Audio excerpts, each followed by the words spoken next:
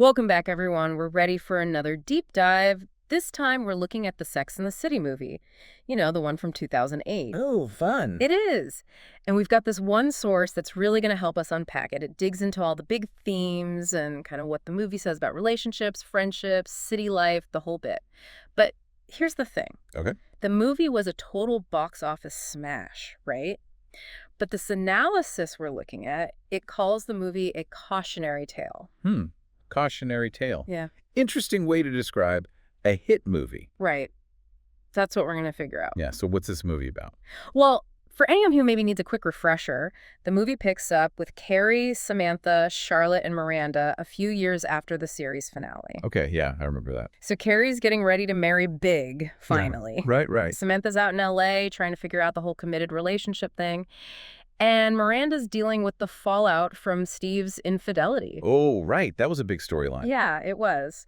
And then there's Charlotte, living her best Park Avenue mommy life. It sounds like they picked up right where they left off, all those big storylines from the series. They did try to, but our source actually suggests that the movie might have stumbled a bit in trying to wrap everything up so neatly. You know, it makes sense when you think about it. Trying to squeeze years of character development and all those complicated plots from the series into a 2-hour movie, that's got to be tough. It is.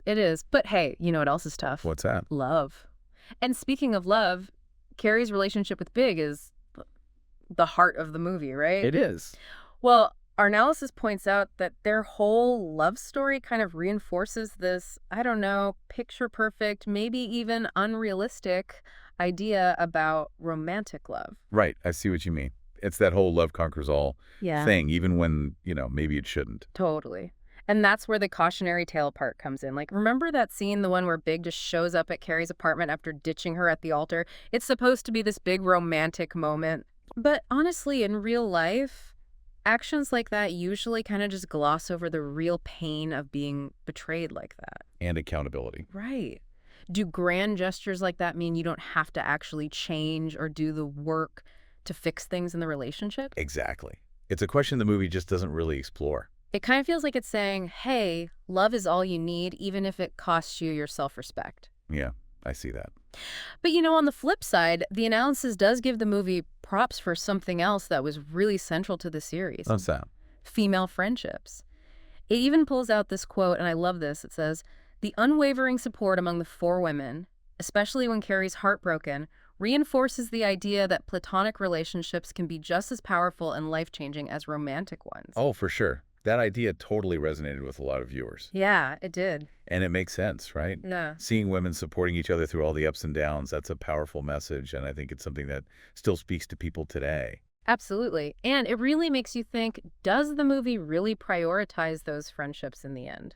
Especially with Carrie's story, where it kind of feels like romantic love trumps everything else. You're making a really good point there. It's like the movie's sending mixed messages. Yeah. Like, you need both, but one is definitely more important than the other. Exactly. And while we're talking relationships, we got to mention Miranda's storyline and how it dealt with a really tough issue, Steve's, infidelity. Oh, right. I actually think this is one area where the movie did try to show something a little more, I don't know, true to life, something people actually go through. It did, but, the analysis kind of calls out how their reconciliation was just, too quick. Yeah, I agree. Like, they kind of glossed over all the hurt and the work it takes to actually rebuild trust after something like that. It's like putting a Band-Aid on a gaping wound. Exactly. And I wonder, what do you think that does, portraying it that way? Especially for viewers who've maybe been through something similar. It's a good question. I mean, it could send the message that it's easy to bounce back from something like that, when in reality, it's often much more, complicated. Way more complicated. Now, we can't talk about Sex and the City without talking about the fabulous stuff, the clothes, the apartments, the whole lifestyle. Right, the whole glamorous side of it. Exactly. And, our analysis actually suggests that this focus on all the material things might be another part of that whole cautionary tale thing. That's interesting. Because on the one hand, yeah, it's fun to escape into that world. Right. But on the other hand, the movie could be sending their message that happiness depends on having lots of stuff and money, which isn't exactly realistic for most people. And, it's so different from those scenes where Miranda's struggling to be a working mom in a tiny apartment. Like, the movie is showing these two totally different worlds. It is. It makes you think about class and privilege and how the movie portrays it all. Like, Carrie and her friends' world just seems so detached from the struggles a lot of people deal with every day. Which brings us back to that cautionary tale idea. Like, is the movie selling us this fantasy that happiness means designer labels, a fancy apartment, and endless cocktails? And then if you don't have all that, you're not really successful. Right. It's a pretty narrow definition of success. It is. I mean, in reality, it's about finding what makes you happy, whatever that looks like for you. Not trying to keep up with some unattainable ideal, right? Absolutely. And speaking of unattainable ideals, the analysis actually gives a shout out to Patricia Field, the costume designer. Ah, the fashion. Yeah, I mean, who could forget those blue Manola Blahniks? But looking back, do you think all those designer labels send a certain message about what it means to be a successful woman? That's a good point. Like, fashion can be a way to express yourself, but it can also be used to, I don't know, reinforce certain expectations. Right. And in the movie, the clothes definitely create this image of wealth and sophistication. But maybe they also suggest that a woman's worth is somehow tied to what she wears. That is so interesting. It's like something as seemingly superficial as fashion can actually say a lot about deeper values. It can. It can. Okay, but before we get too lost in the fashion analysis, let's talk about how the individual characters' stories play out. Our source mentions Samantha, Miranda, and Charlotte, pointing out both the things that worked and the things that maybe didn't. Should we focus on Samantha for a minute? Okay. Her storyline's all about her struggling with monogamy, which, totally fits her character from the series. It does.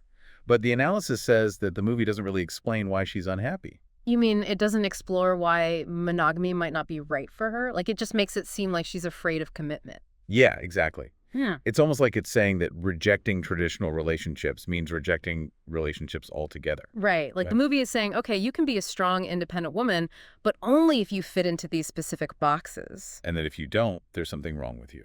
Exactly. And that just doesn't leave much room for women to make their own choices, does it?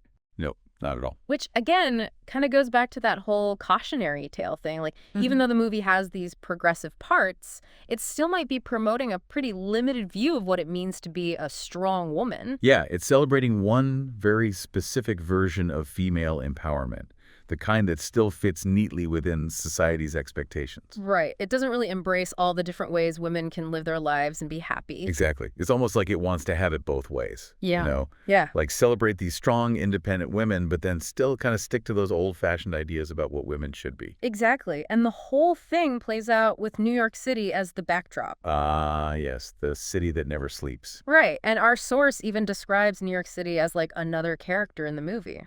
I see that. Like, it really shapes their lives, their choices, the whole experience. It's funny how often movies make a place seem super glamorous. Right. And Sex and the City definitely does that with New York. Yeah. It's like this magical place where anything can happen. The city of dreams. It's exactly. But is it really like that? I mean, the New York in the movie seems so different from what most people experience. It does, doesn't it? Like it's this super polished version of the city, focused on a very specific group of It's people. a very specific lifestyle. Totally. The fancy restaurants, the amazing apartments, the designer clothes. It all paints this picture of a life that most people could only dream of. Which kind of takes us back to that whole thing about materialism, right? It does. Like the movie's selling us a fantasy of New York, just like it's selling us a fantasy of happiness through material things. And you can't have one without the other, it seems. Right. Like you need the money that clothes the apartment to even be part of that world. It's almost like another layer of that cautionary tale idea we were talking about. Like, don't buy into the hype that this is what real life is like. Exactly. It's important to remember that it's just a movie. It's entertainment. But it can be easy to get caught up in that fantasy and forget that it's not always reality. So we've covered a lot here. Love, friendships, materialism, New York City. But I think it's time to get back to that big question. Why is the movie considered a cautionary tale? I think it comes down to this. The movie might be fun and even empowering in some ways, Okay. but it also presents this kind of outdated view of what it means to be a woman and what really matters in life. Like, we're peeling back the layers of something that looks really glamorous. And finding out that it's not all it's cracked up to be. What makes it problematic? I mean, it wasn't necessarily trying to be, was it? Well, take Carrie, for example. Okay. She forgives Big after he left her at the altar. I mean, that's got to be one of the most humiliating experiences. It is. But the movie doesn't really show the pain she goes through or how much work it takes to heal from something like that. Right. It's like all is forgiven just because he shows up at her apartment. Exactly. And it sends a message that a grand gesture can erase all the hurt, and that's just not realistic. It reinforces that whole idea that love conquers all, even when it probably shouldn't. And it's not just Carrie Samantha's whole struggle with monogamy. Right. It's presented as her own personal journey, but ultimately the movie frames it as her rejecting commitment. Like if you don't fit into that traditional box of marriage, then you're doing something wrong. Exactly. So it's like the movie wants to be all about female empowerment, but then it still pushes these traditional ideas about what women should be. Right. And it creates this mixed message for the viewers. Especially for young women who might be looking to the movie for guidance or inspiration. And it's important to remember that this movie was made over 15 years ago. Yeah, times have definitely changed. Exactly. And people's views on relationships and what it means to be a woman have evolved a lot since then. So looking back at the movie now, we can see those problems more clearly. It just shows how much things can change and how the things we loved in the past might not hold up so well today. Exactly. Yeah. And that's why it's so interesting to revisit older movies. We can see how far we've come and recognize how some of the messages might be outdated. But even with those outdated parts, it was a huge hit back in 2008. Why do you think that is? What do you think people connected with? Well, I think a big part of it was the fan base. The Mhm. Sex and the City series was hugely popular, People loved it. and they wanted to see what happened to these characters after the series ended. Plus, let's be honest, it's a fun movie. Oh, yeah. The fashion, the music, the witty dialogue. It's pure escapism. And maybe back then people were more willing to overlook those problematic parts because they were so caught up in the fantasy of it all. Maybe. It was a chance to escape into a world of glamour and excitement where everything works out in the end. But the analysis does point out that even with its flaws, Sex and the City had a big impact on our culture. It did.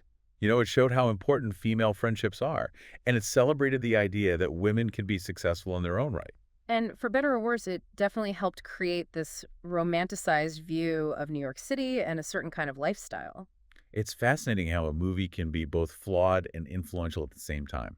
It shows that even movies with problems can make us think and talk about important things. And sometimes the best conversations come from taking a closer look at things we used to love and seeing them with fresh eyes, Yeah. recognizing both the good and the bad. So for people who still love Sex and the City, what should they keep in mind when watching it today? I think it's a good idea to watch it with a more critical eye. You know, be aware of the messages it might be sending, even if they weren't intentional. Like, enjoy the fun parts, but don't take everything at face value. Exactly. It's like having your cake and eating it too, but maybe not every day. Right. It's all about balance. I feel like we could talk about this movie for hours. Me too. There's so much to unpack. But unfortunately, we're out of time for today. I know. It always goes by so fast. But I hope this conversation has inspired you to revisit the movie and think about it in new ways. And maybe even spark some conversations with your friends. It really is amazing how much our own experiences can change how we see a movie like this. Oh, totally. What might have felt groundbreaking or like super empowering a while ago might now seem kind of limited or even, problematic. It's true. It's like art is always being looked at in a new way as the world changes around it. Exactly. It's constantly evolving. And maybe that's part of why a movie like Sex and the City still feels relevant today. Could be. Yeah. Like it keeps the conversation going and makes us think more critically about the things we're watching even years later. You know, it's kind of like the movie holds up a mirror to society. It does. And as we change, what we see in that mirror changes too. I love that. And speaking of reflections, you always like to end our deep dives with a thought-provoking question for our listeners. I do. So thinking about all the things we talked about today, the movie's flaws, how much society has changed since it came out, why do you think Sex and the City still connects with audiences? Like, why is it still part of our cultural conversation after all this time? That's a really good question. It makes you think about why we're still drawn to this movie, even with all the stuff we've talked about. It really does. Yeah. It's something to think about the next time you watch the movie, or maybe even just when you remember how you felt when you first saw it. We'd love to hear your thoughts. What really stood out to you about the movie? What parts felt really relatable? And were there any moments that made you kind of cringe? And remember, you can learn so much from just one source. It can really spark a whole discussion. So keep exploring the things that interest you, and you never know what you might find. You might even discover a whole new perspective on something you thought you knew really well. That's it for our deep dive on the Sex and the City movie. It was fun. Until next time, happy exploring, everyone.